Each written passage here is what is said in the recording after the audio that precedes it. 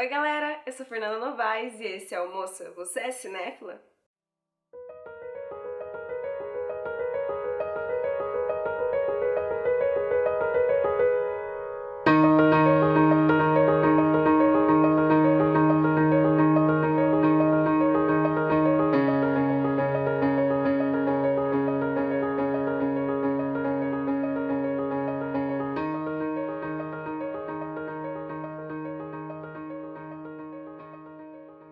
Von Trier é considerado um diretor polêmico e bastante controverso, sendo tanto sua conturbada vida pessoal quanto a sua vida profissional.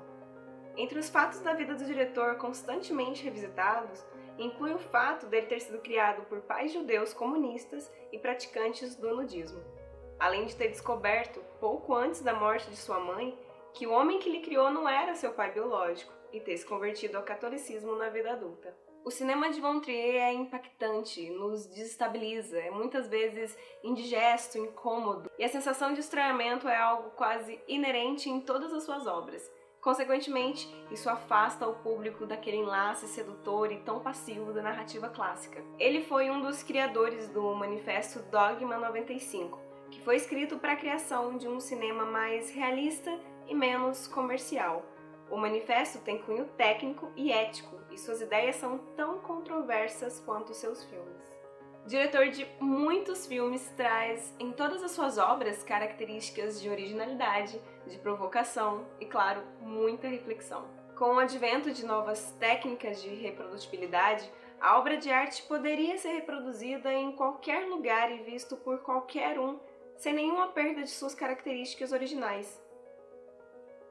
Na época da reprodutibilidade técnica, tanto as grandes obras históricas como as que já nascem com o intuito de serem reprodutíveis transformam-se em objetos de consumo corriqueiro, sendo assim cada vez menos relevantes.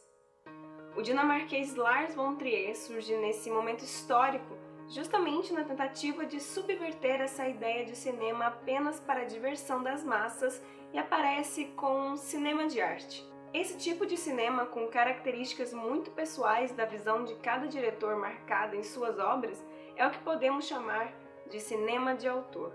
Para Kowalewski, o cinema de autor é, afinal, uma expressão artística que contém elementos inequívocos de seu criador.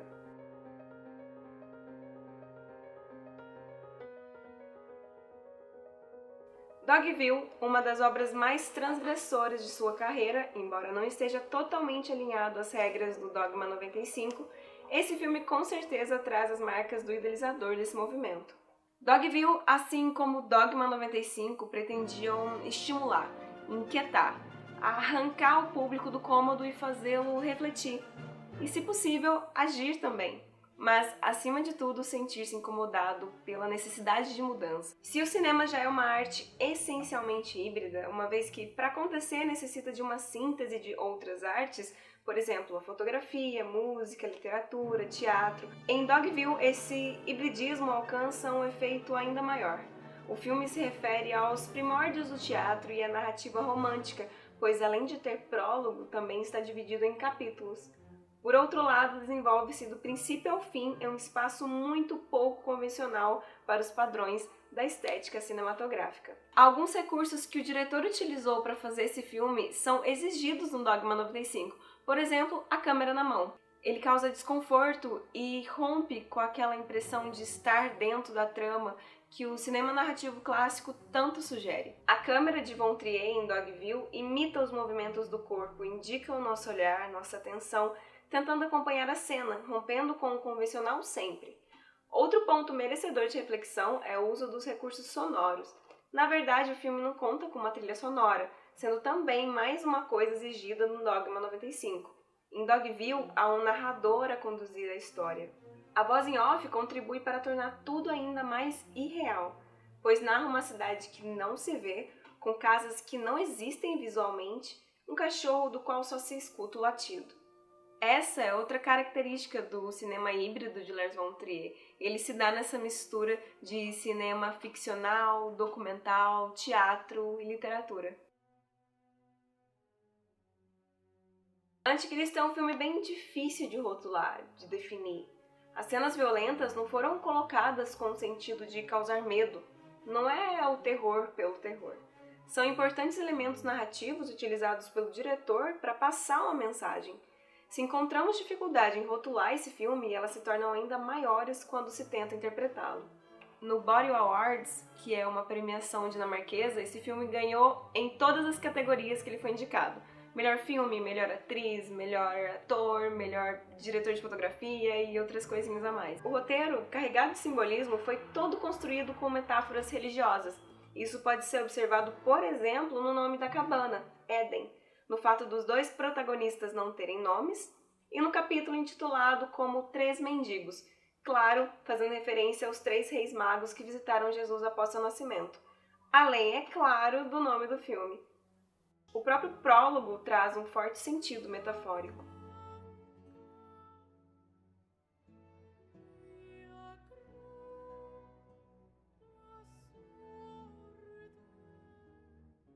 O diretor afirma ter um exemplar de Anticristo de Nietzsche desde os 12 anos de idade na sua cabeceira, apesar de nunca tê-lo lido. Talvez por conta disso, seu filme parte numa direção diferente da clássica crítica ao cristianismo escrito pelo filósofo alemão.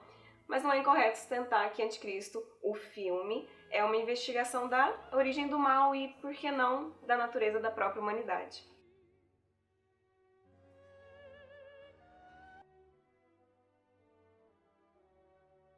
Melancolia é um drama cujo roteiro se aproxima, em certa medida, ao de Anticristo. Nos dois casos, a peça-chave da narrativa reflete um problema enfrentado na vida pessoal de Lars von Trier, a depressão. Se em Anticristo o diretor investiga a natureza do mal, em Melancolia ele questiona de forma bem pessimista a importância da espécie humana. Outra inovação apresentada pelo diretor em Melancolia, que merece destaque, se refere à forma como é abordado o tema central, a destruição do planeta Terra. Ao contrário do que ocorre no chamado disaster movies, em que um super-herói ou alguém do tipo luta de todas as formas possíveis para garantir a segurança do planeta e das pessoas, em Melancolia não existe um consenso entre os personagens para batalhar pela preservação da vida. Assim como Anticristo, o filme é dividido em capítulos. O prólogo também lembra bastante a produção anterior. Há abuso de câmera lenta e trilha sonora com música erudita. Em certa medida, a montagem lembra o início da segunda sequência de 2001, Uma Odisseia no Espaço, com imagens do espaço entrecortadas pela trilha sonora clássica de Strauss. O diretor afirma que Melancolia diz muito sobre ele mesmo e que as duas irmãs retratadas no filme são como duas facetas de suas emoções. Ninfomaníaca fecha a última trilogia de Von Trier, intitulada Trilogia da Depressão. O título teria surgido após o diretor ter respondido sem muita precisão o porquê de ter produzido um filme tão depressivo durante o lançamento de Melancolia, dando a entender que ele sofria mesmo da doença. O cartaz de divulgação de Ninfomaníaca nos cinemas teve grande repercussão na mídia, sobretudo nas redes sociais, por compor-se de imagens em que os personagens do filme representam gestual e corporalmente a sensação do orgasmo. Segundo o diretor, esse filme se trata da evolução erótica de uma mulher que se declara ninfomaníaca e busca compreender essa mesma situação à luz de discussões filosóficas. O filme narra a trajetória da personagem Joy, que, ao ser resgatada em condições sofríveis por um senhor desconhecido na rua, disse indigna de qualquer demonstração de compaixão, pois é uma pessoa de natureza má. O enredo se desenvolve, então, a partir de um interrogatório em que o desconhecido busca justificativas para que Joy se considere má. Para provar, ela narra os principais episódios de sua vida e explica como se tornou ninfomaníaca. Ninfomaníaca se reveste de uma aura de ironia e até mesmo de deboche, fazendo o público rir, mas rir de nervoso.